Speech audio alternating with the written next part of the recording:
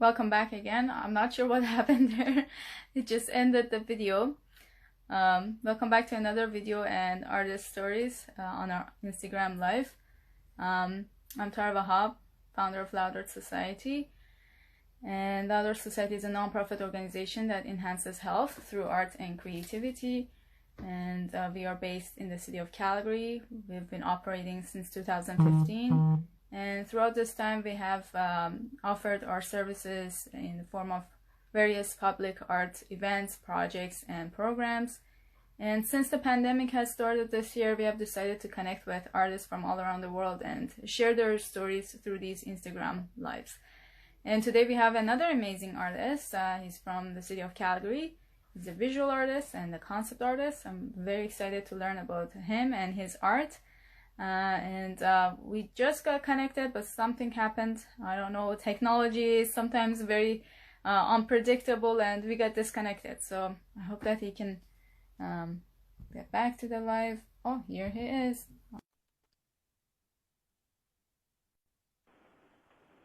Yay! You made it. I made it. The technical difficulties are over. Yay! Oh, there we go. So how are you? Good to see you. Good to see you too. I'm doing very good. Thank you very much. How are you doing? Good. It's been a busy day already and a Really? very interesting evening. So yeah, I'm doing pretty good. Awesome. Yeah. I'm really excited for our talk here. I really want to get to know you better and your art. So please go ahead, introduce yourselves. Tell us how long have you been making art? Where are you living? Your name and what kind of art you make. As most people watching probably guessed, my name's Cameron Farn. I'm an artist working out of Calgary, Alberta, Canada. I currently live in Airdrie, Alberta. Calgary was my hometown. I grew up there. I'm 50 years old. I have a wonderful wife, Susan. You know, I'm a uncle, a cousin. You know, I've got great nieces and nephews, and you know, I'm a brother. Yeah, I don't know. It's been an interesting year, an interesting 5 or 6 years actually. I think just on a personal level, I've probably failed in the realm of art more than I've succeeded. But I learn from all of that, and I take it forward into the next proposal or piece, and I try to improve. Generally, that's kind of the gist of who I am. I just kind of keep going. I keep trying to do better and do more. I think, as on a personal level, one of the interesting things that happened in the last 5 years or so was I was diagnosed with a bipolar disorder and a thought disorder. And I lived, you know, my entire life thinking, oh my, this is normal, having these wild creative runs and these sort of dips in creativity, not being able to, you know, mixing up numbers and letters and having poor time management and all this kind of stuff. That was just normal to me, right? But it just finally got overwhelming, and I was diagnosed with that disorder. And it's basically having some knowledge about that kind of changed the way I do things, what life is about, you know, where you focus your energies, and the ability now to focus your energies after being diagnosed and being, you know, treated properly. So it's been a very interesting, unusual time. But yeah, I'm doing pretty good, and I enjoy and art still as sort of the central kernel of not just a creative life, but a healthy life for me as well. Yeah, it's been an interesting time. On the artistic side, I think I consider myself more of an artist entrepreneur, someone who is working in the realm of art or public art, but still has to mix that, the ability to run a little bit of a business or have that business sense about how to sell art, how to sort of grow a business and do that kind of thing. It's a little more technical on the public art side, but yeah, it's just that mix of being an artist and entrepreneur is important if you're going to get into these sort of large-scale pieces. and essentially submit your portfolio and your credentials every single time in a new and creative way to receive a public art call or to be gifted that type of job. I've worked with a lot of sculptors, a lot of other artists over the years, so it's been a pleasure to work with lots of other creatives for since I started doing artwork or working in that realm. So literally out of high school, I was doing artwork or collaborating or being like an artist technician, so doing welding or drafting or designing or clay sculptor. I've done a little bronze work, that kind of thing. So it's just at every stage building a resume and skills to eventually develop my own art practice, which has been kind of the goal for a really long time, is just develop a working art practice and build a portfolio of work, get some sales, and that type of thing. It's been slow, gradually moving up. And I'd say in the last 16 years or so, it's gotten a lot more interesting, a lot more successes. But I think that's normal. Over several years, you start to develop the skills and the contacts and sort of the confidence to submit to these works and follow through with them in a really positive way. Right. So for a long time, like as I said, I worked as a welder and a drafter, and in my early career in the early 20s, it was really about going from job to job and skill hoarding. I knew at the end it would be, at some point in my life, it would be professional artists doing art all the time. And so in the back of my mind, the jobs I took were always connected to a skill I might use in the future. So welding, drafting, I did some industrial painting, all kinds of this stuff.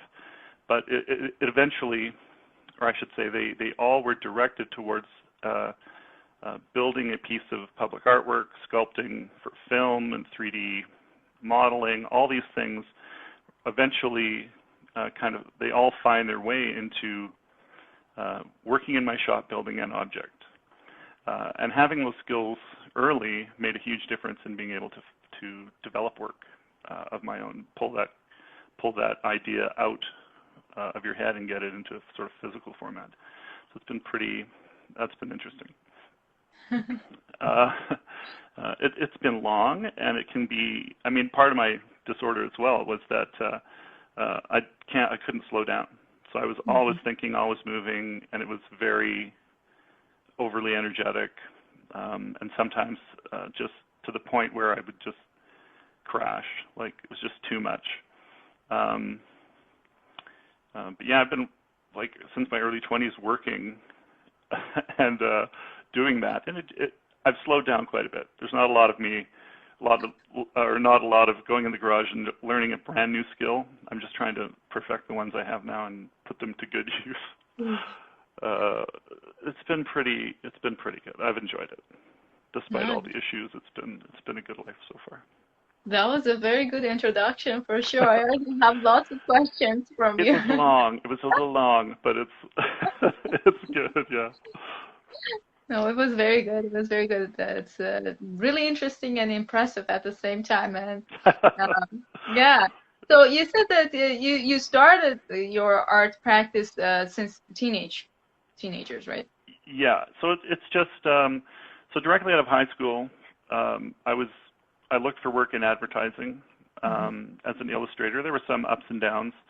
I wasn't a spectacular illustrator, but it was like a foot in the door type of work. I ended up, leaving. It was a very short time that I was with a company that did illustration. I moved on to, through the years, to film work. Did some special effects, makeup, prosthetics, character design, and they're all unknown little films out of Vancouver that I did. And then I worked in commercial sculpting as well, so there was a lot of opportunity to styrosculpt. You're developing certain techniques and things like that that were really important. Developing sculpting skills as well. Just as you grow as an artist, every day is better, or you hope every day is better. And over the years, it develops into a really nice. It was a good flow. It was one job to the next, and I really enjoyed it. And in the end, it's all worth it. All that work's worth it. Yeah, I worked exclusively as a designer over the last 18 years or so with a Calgary company, and during that time, I was sort of the head of the design department. So I developed the design department. We had interns from MRU, Mount Royal University, who were in the interior design program, and so I had 2 or 3 students a year, and I would assist them in learning different programs. Again, developing skills, talking about visual communication. We'd cover drafting and the whole works. Just kind of pass on some skills and knowledge that I've learned, and we had some great collaborations during that time, building product and art objects, and theater shows and film props, and I think that was one of the most fun times. So over the last 20 years, it's been really, really good. Yeah. So when was the first time that you felt that you were interested in art? Like what happened that you became interested? I think I've always been a pretty creative person, creative kid. We grew up on we moved around a little bit, but my earliest memories are on an acreage just outside of Calgary in Conrich, Alberta. And, you're up every day, you're out playing around in the mud and, visiting animals and flopping around in the slough and all this. Anyway, you're a kid and you're out just, having fun, but it would always be centered around, playing in your head. So I was very imaginative, that type of thing. And my father was a drafter and welder, and he would bring home like huge rolls of paper. And so we would just sit on the kitchen floor or the living room floor, and we just draw all the time, drawing. My brother's quite an accomplished abstract artist. My sister is an artist. She works in film and theater, and she does props and manages the development of theater shows. She graduated out of Victoria with a degree in theater. So it's like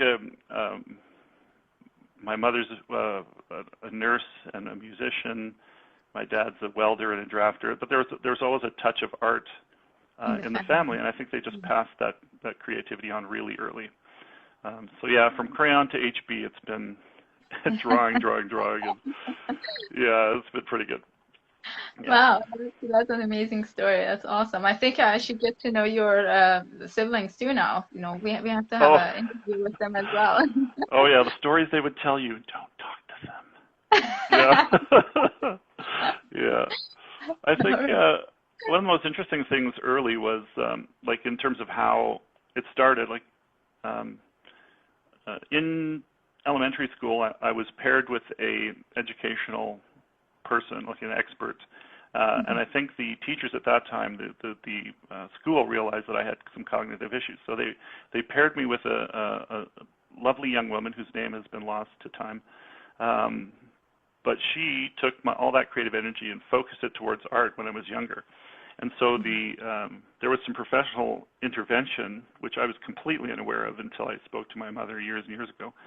That was the reason that I was paired was to sort of control the energy, focus it towards something. And that lady put me on a path of doing artwork more seriously in elementary, and I think it really took off from there. It was nice to have a professional interest, and for whatever reasons, that little step on a path just changed everything. So, yeah, I'm very appreciative of that young lady.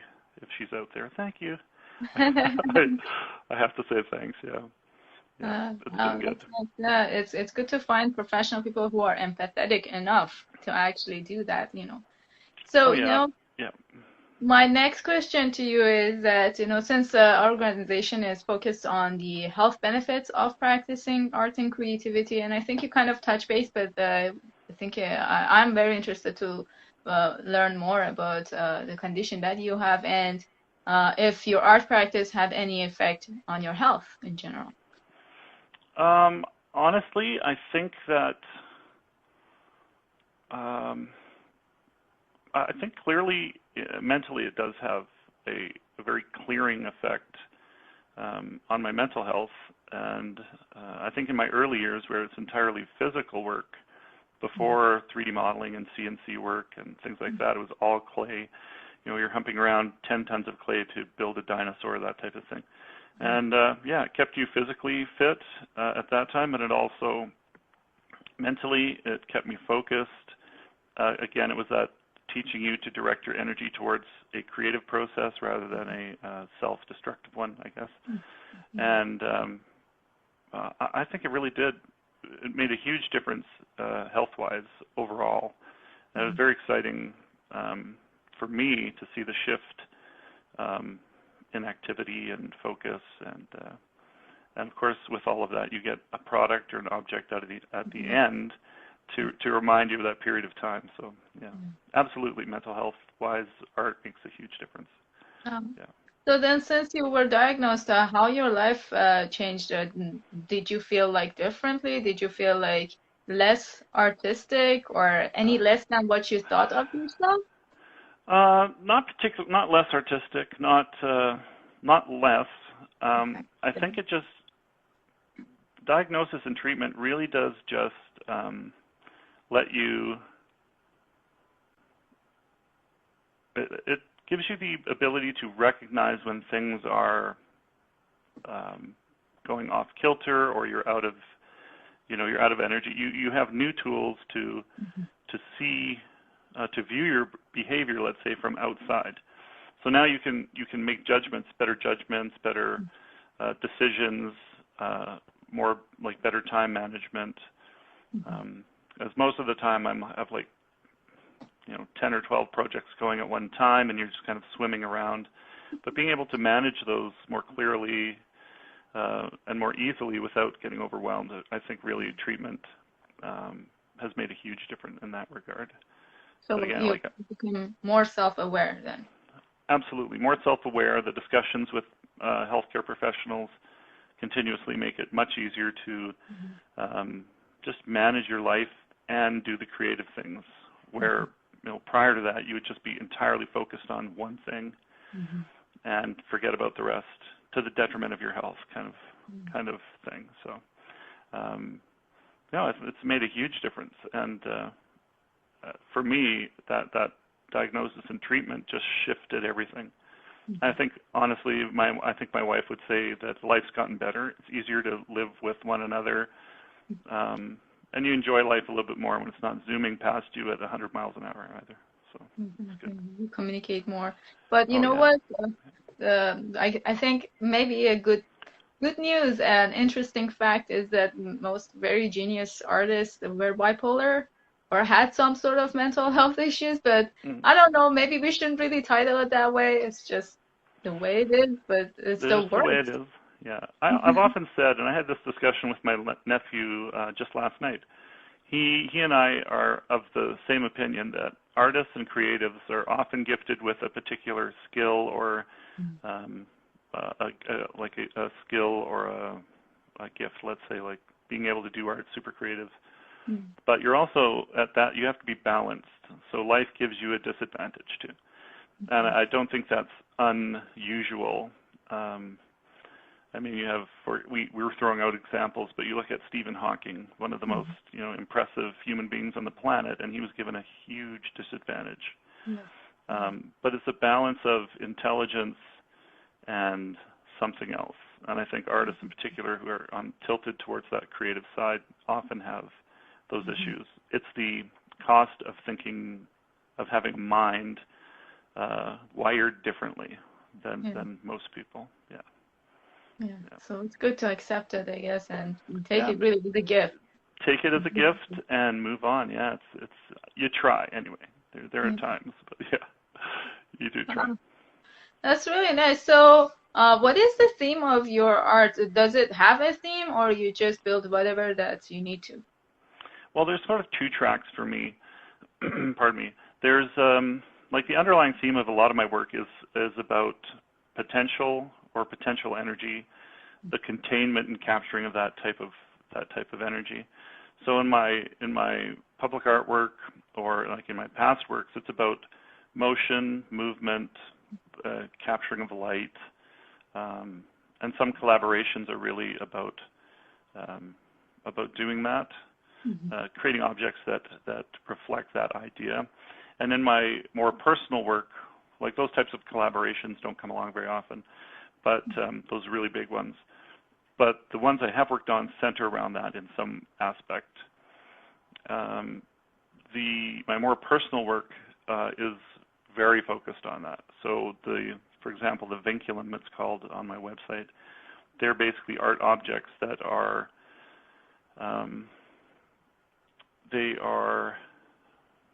I think, how to describe these. So they're objects that are built with the concept of how light works. So light travels as a particle, but it's also a wave depending on how you look at it or when you look at it.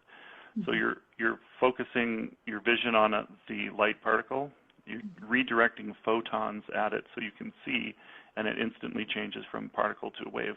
So it's dependent on observation, what that is, what it ends up being. So the artwork that I've created for vinculum is like a solidified wave, but it's clear. So it's both a solid and a wave.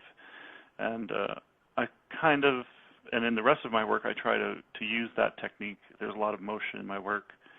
I like the idea of twists and turns and organic forms. Organic forms, for sure. Some figurative work, and I mean, I don't sit in one sandbox. I play quite a bit. So it could be abstract or abstract expressionism, figurative work, really wherever the story takes you, I think is appropriate. And in public art, you've got to be fairly creative in how you build a narrative and create an object to fit into a community. So there's lots of factors, but generally it centers around, those types of themes. Nice. So how many pieces have you made? Do you count your artworks at all? Oh, I don't count the small stuff. I just kind of create, and I think over the years more have been lost to time than I have still in the house. And my house is actually, our home is fairly sparse. I have a few, concept artwork pieces that I've done for myself, and I toured a show called World of Red Sands Alien Art Exhibition, and it was all about life on other planets. It was an exploration of anatomy and facial deformation and this kind of thing, and it was quite a lot of fun to do. I'm sorry, I've lost my train of thought. Can you repeat that question for me? No worries. I was just asking about the number of artworks that you have. Number of artworks, yeah. There was hundreds of artworks in that show, and they've all been tucked away or they're digital, and I barely see them. I have 3 or 4 pieces in my office. There's a couple in there behind me. There you go. Just weird creature stuff. But for public art pieces, I usually have like 3D printed models around, some photographs. Most of the work ends up on the website. But, I've got 3 large pieces that I collaborated with a Calgary fabricator on.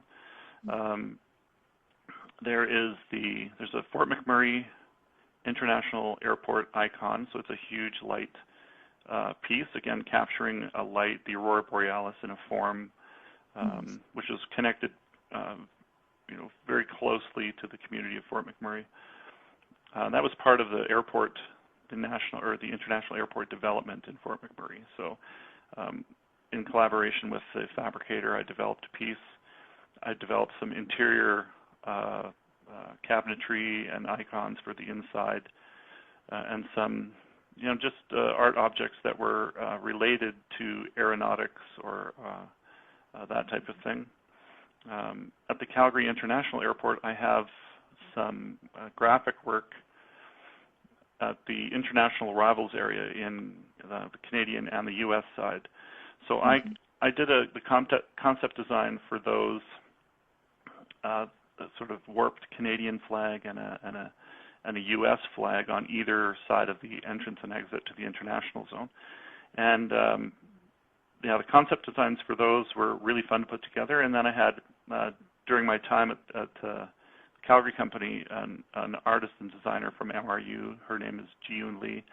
She prepared those, sort of expertly prepared those to be printed out at huge sizes. So some were 60 by 50 feet, and the other one was like 200 lineal feet, 13 feet high. It was insanely huge.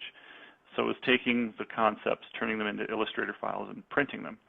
So, big ones like that you absolutely have to collaborate on, and Ji-Yoon was fantastic. I have collaborated with Jeff DeBoer on work from, again, at the Calgary airport called Nature's Playground. And I was part of the design team for that, did a lot of the drafting and 3D modeling, and assisted Jeff and his wife, Debbie, with graphic development for that piece. And I have one in Johannesburg, South Africa. It used to be in Calgary. That's a large timepiece that was developed for the Cross Iron Mills Mall, just north of Calgary. Yeah, it was a big, automated piece. And it was fun. It's meant for interior. It's sort of a mixed media piece. And the design got kind of out of control there for a while, budget-wise. But it ended up getting finished, and I think in the end it ended up in a casino and entertainment space in Johannesburg. So there's, those big ones are great, but it's all the little ones that I am really excited about because they're quick and they're dirty, and you can dig right in and make tons of them, and you just throw one away and keep going. And I've probably thrown away more vinculum wood sculptures than I've got in the garage, so in the studio. But those ones are really fun. Do you ever think of mass production of your sculptures? Oh yeah. I mean, lately it's been because I work primarily now, or I should say 80% in 3D modeling. A lot of the works can now be 3D printed or CNC'd at any scale. So I'm developing processes with a company I work with now called Carvel Creative. They are a public art fabricator in Calgary, and I work for them doing concept development. Work with other artists, again, in collaborative fashion to help build their work. So, it's another way of working in the art community while, again, hoarding skills and developing concepts of my own and that type of thing. So, but with them you get the opportunity to basically build whatever you want at whatever scale and push those designs through a pipeline, let's say like a bronze. You can now build your piece however big you want, finish it, send it to a local manufacturer and have it cast in bronze. So a lot of the work lately has been through that process. Develop a work, price it and build it for bronze, and then sell it. So big works, reproductions would be good. I'm a limited run artist, though. I don't want to fill the world with a bunch of the same objects. So I want to limit the runs to 12 or 15. And I think that's a very good idea. You still remain a legacy. A legacy, and you don't dilute the value of your artwork over a period of time too much, right? But kind of move forward with that concept in mind. Wow, that's really nice. That's really neat. I really wish I could have those kind of opportunities. I tried to work some public art pieces, but it's just a one-woman show. Oh no, it's so hard. Like I think the rule for me is try to have at least 3 public art proposals out there at one time. And when you have how do I describe this? So you're basically you're out there. You're always out there, and they don't have to be huge ones. I think I recommend to artists starting out that you stick to budget values between 50 and 70,000 when you're starting out, and those generally tend to be local calls, and start local. Develop that over time, and then it was very odd for me. I started working on pieces that were really huge, really early, and now I'm finding I've got to go backwards a little bit and reestablish myself on these smaller calls. And I've been fortunate to be shortlisted on those quite often. I've had some great meetings and presentations.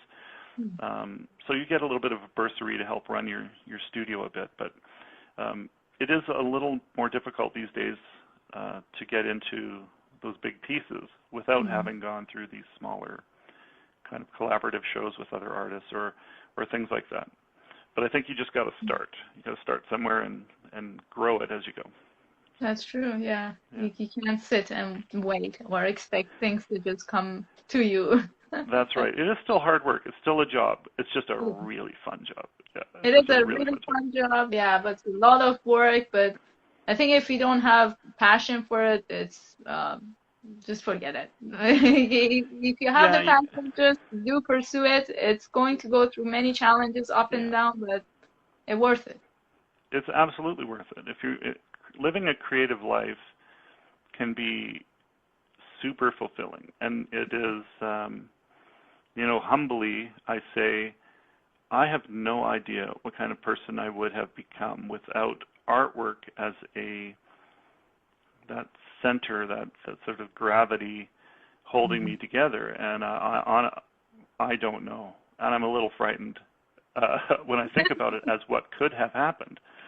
So, I'm super humble, incredibly grateful that I've gotten to live this kind of life, and I just take advantage of the time I have to make things that are wonderful, and be with the family and let them enjoy elements of that as I go. I'm fortunate, and I think artists who can stay focused and continue on with their work are blessed as well. It's a great place to play. Yeah, I agree totally. So, Cameron, what is your perspective on art and creativity now that you said all of this? Oh, when I sat down and tried to, one of the interesting things about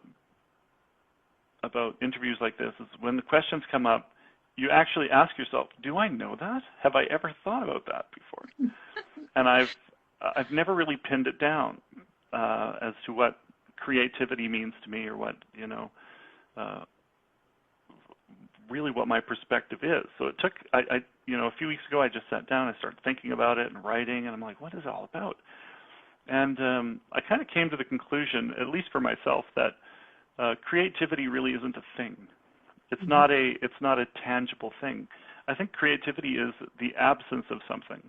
It's the absence of a particular kind of barrier towards developing a thought or an idea. And I think artists can take that leap beyond the barrier and make and sort of land on a idea that no one could have ever landed on. And so artists, I think, and the word creative to me means the absence of something, and it allows people to be.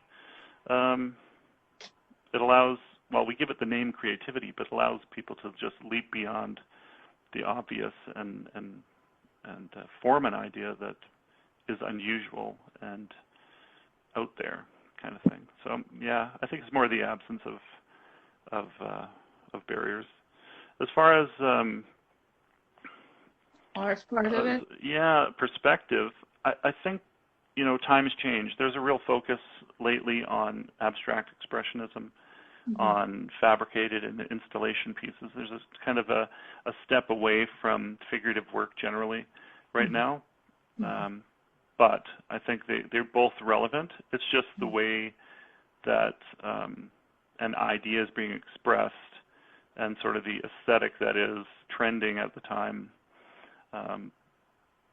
But everything comes back, I think, to storytelling. That's still the kernel of really what art is. So whether you're essentially in whatever form you build your artwork, you're creating a moment in time. You're transferring an idea tactily to an object, and you're freezing it in time. So it's an idea, it's a moment in time, a feeling, and whichever way you want to express that, figuratively or abstractly, that's really what it is, capturing a moment, an idea. And I think if you look beyond the obvious shape of abstract objects and you delve into it like other artworks, figurative artworks, you will find a story. And that's the challenge, and also the beauty in it as well, is that it's different. It's not the way people normally find stories. So if you're really willing to sort of open yourself up and dig, it can be really rewarding to have a viewer do that to your work, just deconstruct it and find an idea. I think that's the really cool part. Beautifully said. Sure. And it's kind of hard to find right viewers too. I find recently I've been spending lots of time just educating people too, so they can understand what they're looking at and being able to read it instead of just judging it without having any background knowledge about any work of art in general. So I totally agree. There's a tendency to just look at the surface and dismiss it as something weird or odd. But there are so many artists in the world and so many ideas being generated and so many objects sort of reflecting those ideas that I think artists feel like they have to go further and further and stranger and more abstract to stand out. And I think we've gone so far there that at some point artists are going to have to veer back to, it's like a wave. That we're going to veer back to something that is more expressionistic in like a figurative form, more true to life. Stories are going to become simpler. It's like capturing a scene in a movie. You're going to see the story in figures more than you would see, abstract expressionist pieces. I think that the trend's going to wave back that way. Yeah, it'll be easier to tell a story, but education, as you said, is part of it. Like you want to build an audience. I think artist talk's really important now. Like you don't want to overly explain your work in a physical sense, like how you built it and things like that. It's more about, again, helping them navigate the idea or the story of the piece and what it means, and then supporting that artwork with really good research and, in the case of public art, a background, something that grounds the work, let's say in a community, and some meat on the bones. You just want to give the viewer something to chew on other than just the straight art object. I think that's where things are going, and building that body of work really enriches your practice, and it enriches the viewer's experience, and they're going to come back again and again to see that work. Yeah, because they can connect with it and understand it more. Yeah. Absolutely. Connecting is important. And as you said, I think the beginning of that is education, which is why, like Loud Art Society, and you have your painting and sketching videos. They're incredible. Like just being able to peek behind the curtain and you get good value out of that while also exposing an audience to the kind of work you do. It's ingenious. It's really, really good, and I enjoy watching them. So, thank you very much. That's they're really good. I like your work. Your paintings are incredible, and the fact that you're an educator, which is sort of where I kind of put myself for a lot of years, is when you teach, you begin to know more about yourself. You have to know more about who you are to be able to teach that. Exactly. So it's eye-opening, the education experience. I wish more people would do it at whatever level they are in art. Pass on what you're learning. It's going to help you learn more about yourself and your artwork. Yeah. Totally, I agree, and I've been really encouraging artists to do that. Just documenting their process and just talking about it, teaching that, and helping people to understand, even if it's just a small work of art. But yeah, I guess it just takes some extra time and effort, and not everyone is up to it. So, Cameron, what are you working on right now? I have several projects I'm working on. I've got 5 online exhibitions, or I call them exhibitions. They're releases of new work that I've been doing over the past year, some a little bit longer. You can see those on my website as well. There's like 4 or 5 invitations to exhibitions. The first one that's coming out in the next few weeks is called The Sacrifice of Zeus. These types of like the work I'm doing now really are intended for bronze, or like a large scale medium like bronze or cast steel or something like that. And I've been using a lot of gold leaf and some other types of sort of expensive materials to express those ideas. But I've been playing in the figurative realm quite a bit lately.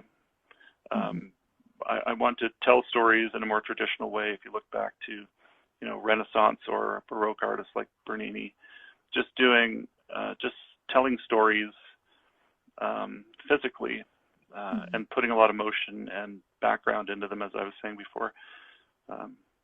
So there's 5 or 6 shows of figures. I've got some wearable art coming towards the end of the year. What kind of art did you say? Wearable?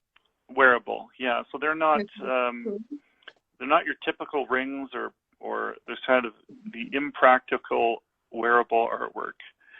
And it's a fun, again, another fun space to play in on the creative side, where you can develop your designs and place them anywhere, whether they're practical or not. You know, it's a great way to show your sculpture.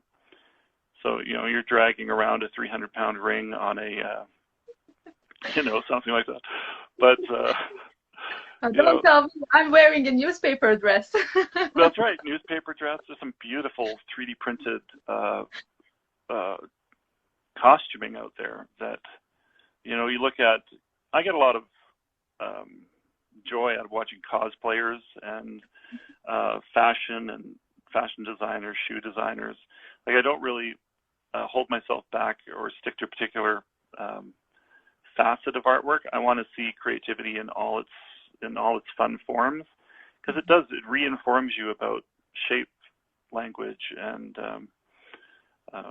you know, some design aesthetics that you may not have even considered before in whatever your practice is. So seeing those types of things, you snag ideas and you build on them and you make them yours. And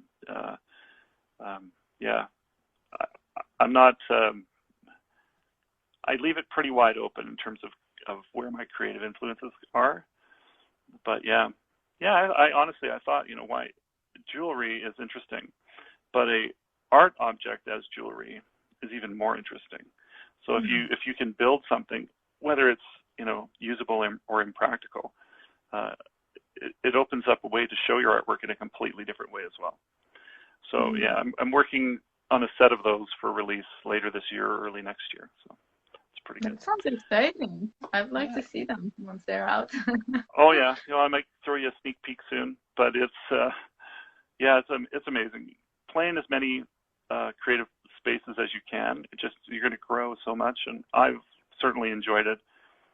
Again, it's that balance between a mental disorder. I'm not saying go out and get one. They're almost not that fun. But you can. I guess everybody has something. They just don't need to acknowledge it. That's exactly right. Yeah. Part of it is staying too busy. All those ideas come, and one of the things I've learned is just to, instead of exploring it right away, write it down. So I have a little notebook of ideas, and I kind of pick at them over 12 months, and instead of trying to do them all at once. So again, another skill that some professionals have really helped me develop is this just ways to slow down. Ways to slow down. Yeah. Do you meditate at all, Cameron? I've just started my journey into yoga and meditation as part of a recovery regime for injuries. So I participate in jiu-jitsu and kickboxing as a way to stay healthy as well.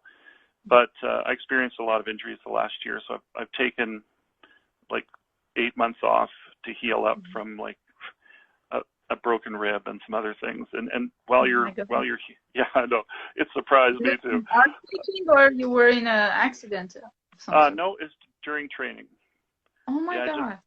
Strain a rib or other things, and I had to develop a not just a mental refocus type of activity, but something that you could physically do while recovering from injuries. So, as part of my plan with my healthcare professionals, it's necessary to replace one thing with another.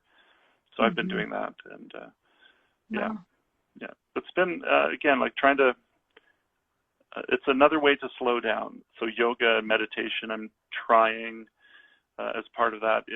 It's helpful. It just keeps you focused, and again, you're the tortoise rather than the hare to get your work done. Pardon me. Yeah, silence is as necessary as the sound, so you need to. Oh my goodness, yeah.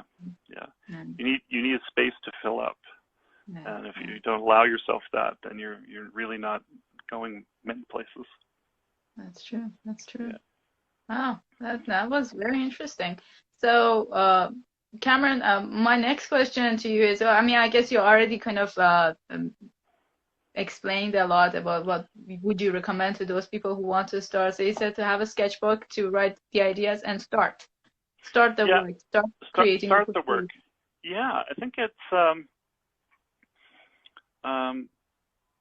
if you want to be creative, or if you want to start your journey as an artist, I think if I can collect my thought here, is you just need to begin. You just need to do anything, and I think and keep it very simple, keep it very inexpensive. Don't put too many barriers up to your creating a piece. Crayon and paper. Just begin to develop something as simple as something in color. I often tell students, just keep it dirty, keep it muddy. It doesn't have to be super highly refined or finished, and go through as many as you can. So if you say to yourself, today I'm playing plaster, right? A 50-pound bag of plaster is $25 or something, and you add water, you mix, and you play, and you set that object aside, and you keep going. And it's an inexpensive start. Keeps you from, it eliminates the barrier and lets you just forget about it and play.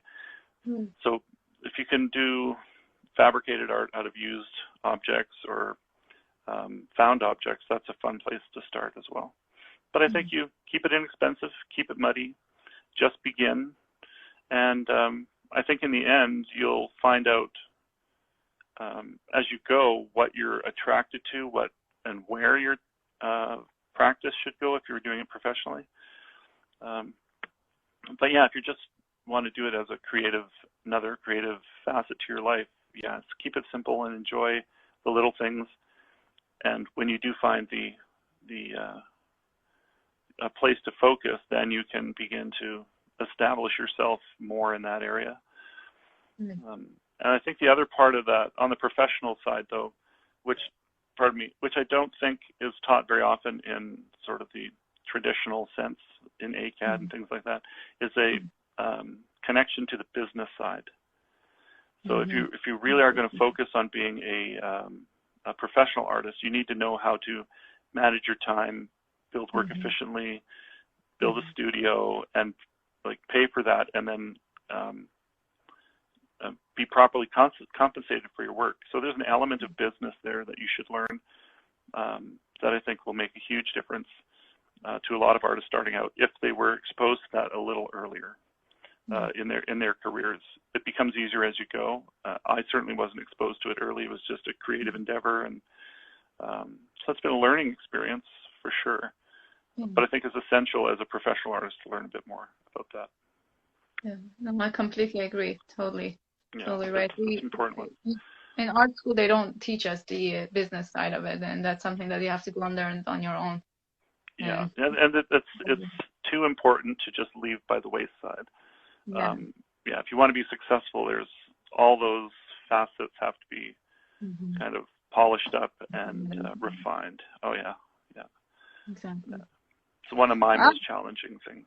Yeah, I completely agree with that. Oh yeah. I guess all artists do agree with that. It's just that maybe we need to change the educational system for art a little bit. We need to have at least 1 or 2 courses of business when you're taking art, and I think also we need to have at least 1 or 2 courses in psychology as well, because they're so connected, and we just put all our focus only on either the theory part of it or the practical part of it, and these 2 things just get kind of lost in between. Oh, they do. The focus, is your experience in education that are you being taught techniques? Are you being taught different, I mean, there's different aspects of traditional work, like painting and ceramics and some metal work, where you have to have certain skills to just get through the course. But is there an exploration of those skills? Yeah. Or is it simply, is it more theoretical than practical? Well, I've been making art since age 9, and I've been going through many different teachers in different countries, and everybody has their own style. But here, going to U of C and getting my BFA from University of Calgary, it was more on that exploration side of it. It's just like, here's the technique, now you go and make your own way. But it's not about perfecting that skill or technique. It's just about the idea. And more on the theoretical, side of it, that what's the theory behind it, just knowing the art history more, and being able to develop one idea, pretty much. Okay. And I think theoretically, it's good to know those, taking those abstract thoughts and making them physical. I think they're more skill-focused development in schools. Art schools need to be developed. And certainly, as you said, a little bit of psychology and business experience helps you manage yourself and your work with a goal. So, right, and I agree with you. I hadn't seen a lot of that in the past few years of design, like running our design department. But the students who came to us from MRU, particularly out of the interior design program, this is where we were teamed with. Those students were incredibly well prepared. They're working in a more professional, I think, a more traditional professional aspect of artwork. So it's drafting and interior design and color selection. There was a more of a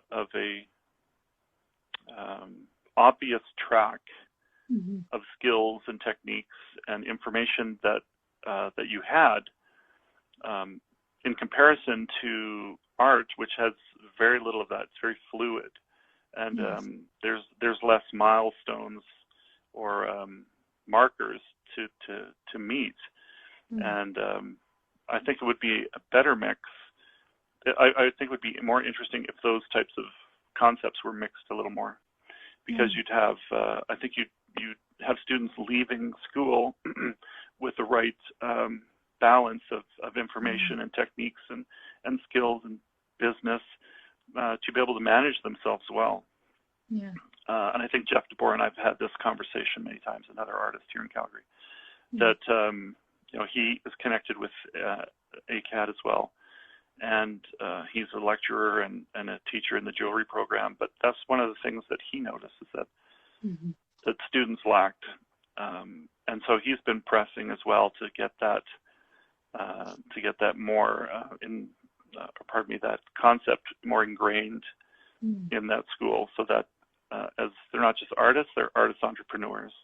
They know enough about the business. They know enough about fabricating to run a studio. I don't think it's a huge leap either. I think they're close to doing that. They need a good push and a little bit more focus, and that could really turn some students into some incredible professionals. No, totally agree. I really hope that works out, and that more people actually start pushing this idea forward, because it's going to be really, really helpful.